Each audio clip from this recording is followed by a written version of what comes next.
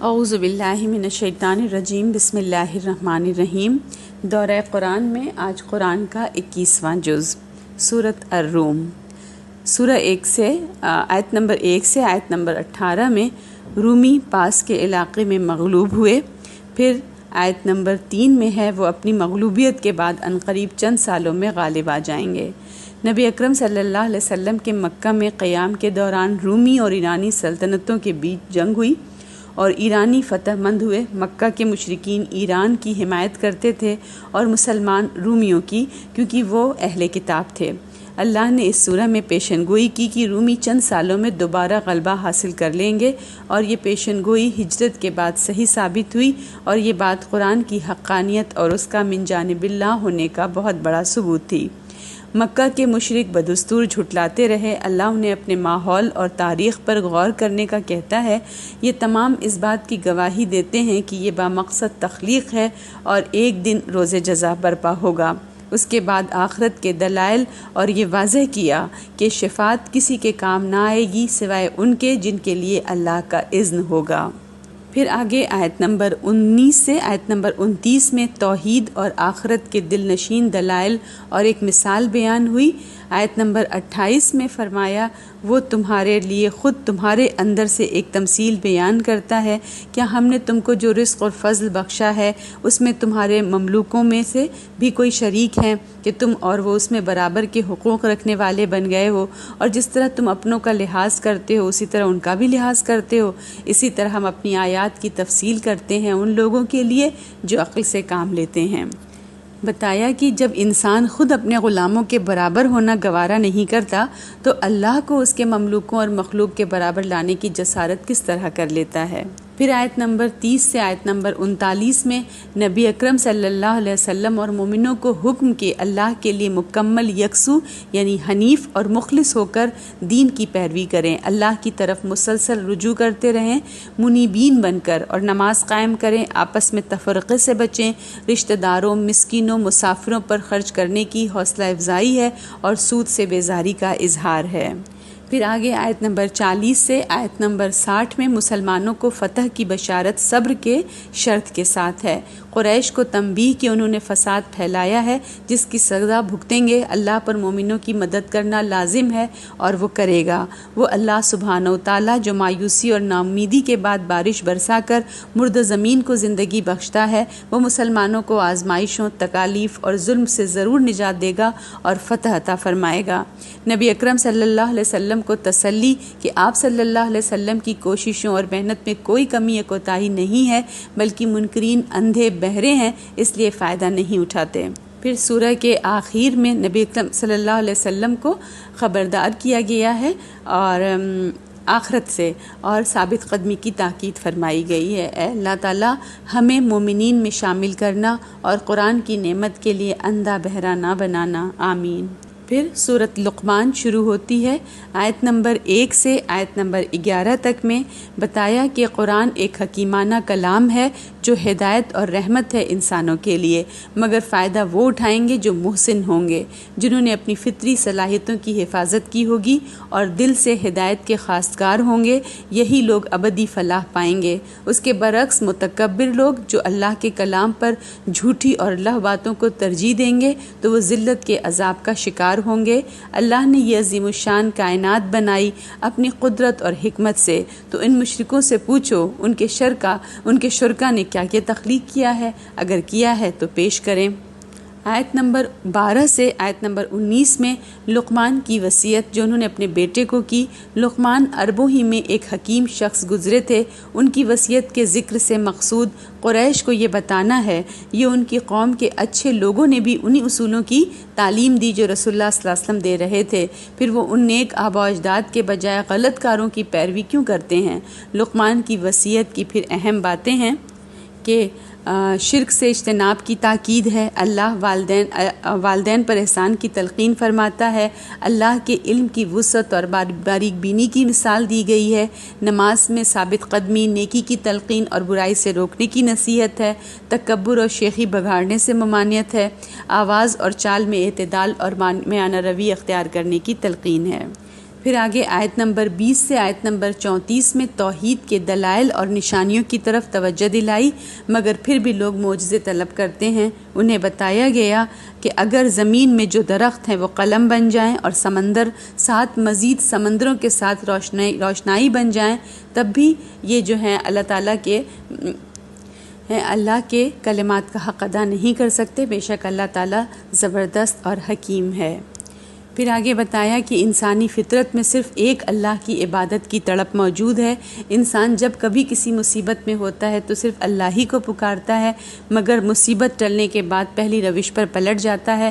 آخرت سے پھر سب خبردار کیا گیا جس دن کوئی کسی کی مدد نہ کر سکے گا۔ آخری آیت میں اللہ کے علم کی وسعت کا بیان ہے۔ آیت نمبر 34 ہے کہ قیامت کا علم اللہ ہی کے پاس ہے اور وہی بارش اتارتا ہے، وہ جانتا ہے جو کچھ رحموں میں ہوتا ہے، اور کسی کو بھی پتہ نہیں کہ وہ کیا کل کمائی کرے گا، اور نہ کسی کو یہ علم ہے کہ وہ کس سرزمین میں مرے گا۔ بے شک اللہ علیم اور خبیر ہے۔ پھر سورہ السجدہ شروع ہوتی ہے۔ آیت نمبر 1 سے آیت نمبر 14 شروع کی آیات میں قرآن کی سچائی اور حقانیت پر زور دیا گیا۔ اس کو نازل کرنے والا اللہ سبحانہ و تعالیٰ ہے جس نے آسمان و زمین 6 ادوار میں تخلیق کیے، اس کے سوا کوئی بچانے والا یا شفاعت کرنے والا نہیں۔ وہ احسن الخالقین ہے جس نے انسان کو سماعت، بصارت اور عقل کی صلاحیتوں کے ساتھ پیدا کیا، مگر کم لوگ شکر گزار ہوتے ہیں۔ اس کے باوجود کہ اللہ نے انسان اور تمام اشیاء کو بہترین طریقے سے تخلیق کیا، منکرین دوبارہ اٹھائے جانے کے بارے میں شک میں پڑے ہیں، اور ان لوگوں کو آخرت کے عذاب سے پھر خبردار کیا گیا ہے۔ پھر آیت نمبر 15 سے آیت نمبر 22 میں مومنین کی خصوصیات اور ان کے اجر کا بیان ہے۔ آیت نمبر 15 میں فرمایا کہ ہماری آیات پر تو بس وہی لوگ ایمان لاتے ہیں جن کا حال یہ ہے کہ جب ان کے ذریعے سے ان کو یاد دہانی کی جاتی ہے وہ سجدے میں گر پڑتے ہیں اور اپنی رب کی حمد کے ساتھ تسبیح کرتے ہیں، وہ تکبر نہیں کرتے، ان کے پہلو بستروں سے کنارہ کش رہتے ہیں، وہ اپنے رب کو پکارتے ہیں خوف اور لالچ سے، اور جو کچھ ہم نے ان کو بخشا ہے اس میں سے خرچ کرتے ہیں۔ تو کسی کو پتہ نہیں کہ ان لوگوں کے واسطے ان کے اعمال کے صلے میں آنکھوں کی کیا ٹھنڈک پوشیدہ ہے۔ پھر ان لوگوں کی سزا کی منظر کشی جو اللہ کی آیات اور نشانیوں کو جھٹلاتے ہیں۔ آیت نمبر 23 سے آیت نمبر 30 تک نبی اکرم صلی اللہ علیہ وسلم کو موسیٰ علیہ السلام اور بنی اسرائیل کی مثال سے حوصلہ دیا کہ صبر سے اپنا کام جاری رکھیں۔ منکرین کو تاریخ اور فطرت کی نشانیوں پر غور اور سمجھنے کی دعوت دی گئی ہے۔ اگر وہ پھر بھی کفر پر جمے رہیں تو آپ صلی اللہ علیہ وسلم ان کو نظر انداز کر کے انتظار کریں۔ پھر سورہ الاحزاب شروع ہوتی ہے۔ آیت نمبر 1 سے آیت نمبر 3 تک نبی اکرم صلی اللہ علیہ وسلم کو اپنا فرض بے خوف و خطر ادا کرنے کی تاکید ہے اور اللہ پر مکمل بھروسہ رکھنے کی۔ آپ صلی اللہ علیہ وسلم کافروں اور منافقوں کی خواہشات کے بجائے صرف وحی کی پیروی کریں جو اللہ کی طرف سے نازل ہو رہی ہے۔ پھر آیت نمبر 4 سے آیت نمبر 6 تک میں جاہلیت کے جو رواج تھے، 2 رواجوں کی اصلاح ہے۔ ایک تھا زہار اور ایک لے پالک اولاد، یہ متبنہ بیٹے، منہ بولے بیٹے۔ تفصیل کے لیے ہمیں تفسیر کی طرف رجوع کرنا ہوگا۔ پھر نبی اکرم صلی اللہ علیہ وسلم مومنوں کے دلوں میں محبت اور اطاعت کے لحاظ سے اولین درجے پر ہونے چاہیے، اور ان کی ازواج مومنوں کی مائیں ہیں۔ اس کے بعد جو ہے خون کے رشتہ دار حق رکھتے ہیں۔ مہاجرین اور انصار کے بھائی چارے سے زیادہ مدینہ میں اول دور میں محمد صلی اللہ علیہ وسلم نے انصار اور مہاجرین کے درمیان بھائی چارہ قائم کیا تھا، اور تاریخ میں یہ واحد موقع ہے جب غیر لوگ آپس میں اتنے قریب اور ایک دوسرے کے ہمدرد ہوئے۔ اس طرح ایک منظم اور مربوط معاشرہ وجود میں آیا۔ بعد میں جب سوسائٹی طاقتور ہو گئی تو اللہ نے حکم دیا کہ خونی رشتوں کی باقی تعلقات پر فوقیت ہے، مگر دوستوں کے ساتھ اچھا معاملہ ہونا چاہیے۔ پھر آیت نمبر 7 سے آیت نمبر 8 میں اللہ تعالیٰ نبی اکرم صلی اللہ علیہ وسلم سے میثاق لے رہا ہے، جیسا کہ اس نے پہلے انبیاء سے مضبوط عہد لیا تھا کہ آپ صلی اللہ علیہ وسلم اللہ کا پیغام بغیر خوف کے اور بغیر کسی کمی بیشی کے پہنچائیں گے۔ رسولوں کے پیغام پہنچانے کے بعد ہی اللہ لوگوں سے حساب لے کر فیصلہ کر سکتا ہے۔ آیت نمبر 9 سے آیت نمبر 27 میں غزوہ احزاب کا تنقیدی جائزہ ہے، جب عرب کے تمام مشرک قبیلوں نے مدینہ پر دھاوا بول دیا تھا اور پس پردہ انہیں یہود کی مدد بھی حاصل تھی۔ اللہ تعالیٰ منافقین کے رویے سے پردہ اٹھاتا ہے جب وہ مسلمانوں کا حوصلہ پست کرنے کی کوشش اور خود میدان جنگ سے فرار کی تدابیر کر رہے تھے۔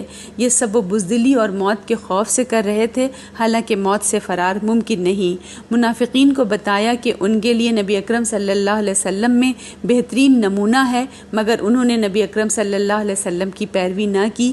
محمد صلی اللہ علیہ وسلم نے جنگ کے ہر مرحلے میں مومنوں کا ساتھ دیا، یہاں تک کہ یہ خندق کھودنے میں بھی آپ صلی اللہ علیہ وسلم پیش تھے۔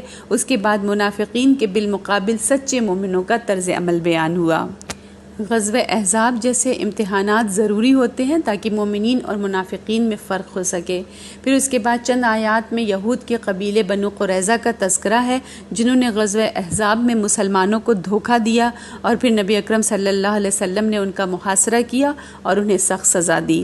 آیت نمبر 28 سے آیت نمبر 35 میں نبی اکرم صلی اللہ علیہ وسلم کا گھرانہ اکثر تنگ دستی کی آزمائش میں ہوتا۔ اس وقت کچھ امہات المومنین نے مطالبہ کیا کہ ان کا خرچہ بڑھایا جائے، تو اللہ نے ان سے خطاب کیا کہ نبی اکرم صلی اللہ علیہ وسلم کی بیوی ہونا ایک بہت بڑی ذمہ داری ہے، تو اگر وہ چاہیں تو دنیا اور رسول کی زوجیت میں سے ایک کو چن لیں۔ ان سب نے اللہ کے رسول اکرم صلی اللہ علیہ وسلم کی معیت کو ترجیح دی، تمام تر سختیوں کے باوجود۔ اللہ انہیں خبردار کرتا ہے کہ ان کی ذمہ داری بڑی ہے تو سزا اور جزا بھی اسی حساب سے دگنی ہوگی۔